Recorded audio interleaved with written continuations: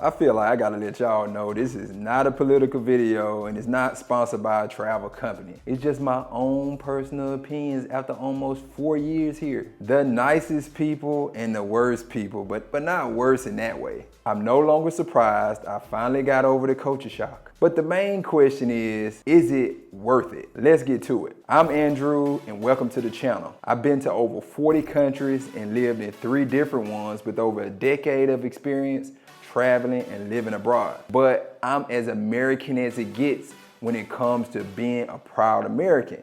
So in this video, I'm gonna keep it 100 about how an American might perceive China. First of all, the people. From my experience, the people here are really nice. They always speak saying hello. Hello. Or give me a cool little head nod, or just a nice little smile. I had a stranger invite me out to dinner and play basketball just cuz. Now you know that's not happening in America.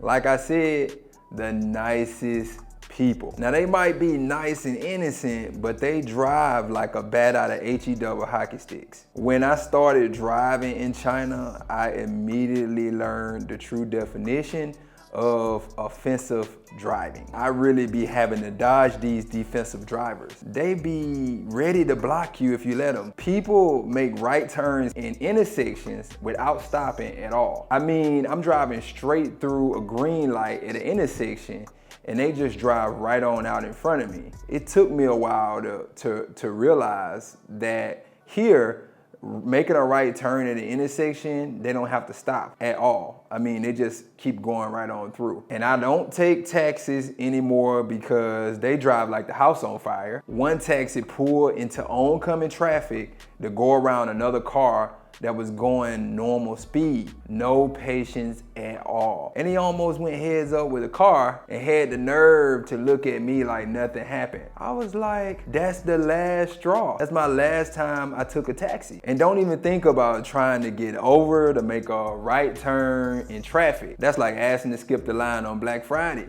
It's not happening. I'm no longer surprised. I got over it. I now learn how to maneuver safely. I calmly lean on my horn from time to time just to let the defensive drivers know that I'm there. Moving on, let's talk about jobs.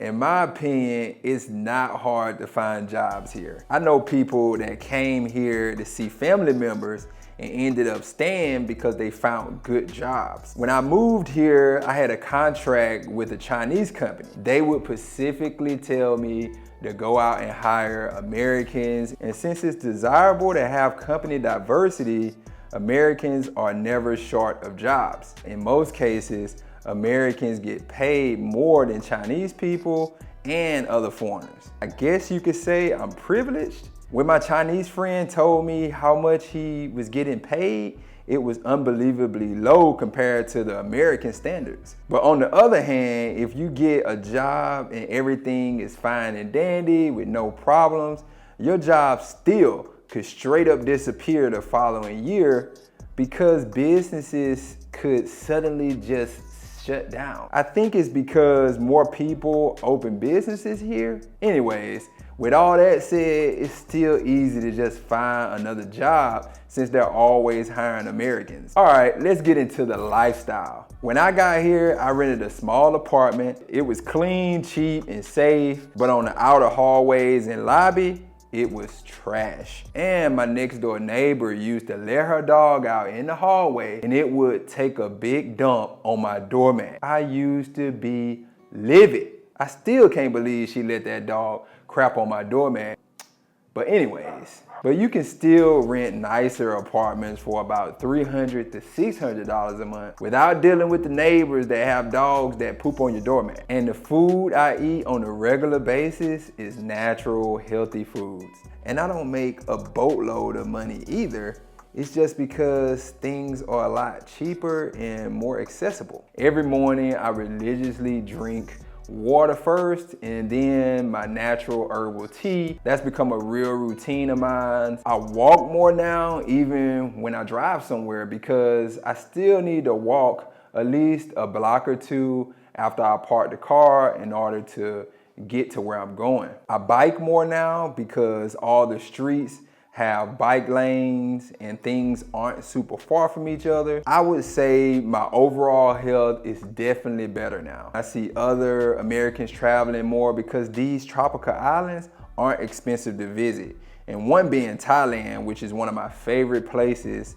And some of my friends say Vietnam is nice too. Sometimes I even take the bullet train. The bus is an option too, but I honestly never take the bus in my city because people on the bus, unfortunately, they cough on me, sneezing without covering their mouth. That's a real problem that Americans will face when coming here. So I just do not take the bus by any means necessary. Finally, the most important question, is it worth it? Was it all worth my time here? Even with everything I learned about this country that is totally outside of my way of being or thinking, I have also gained so much.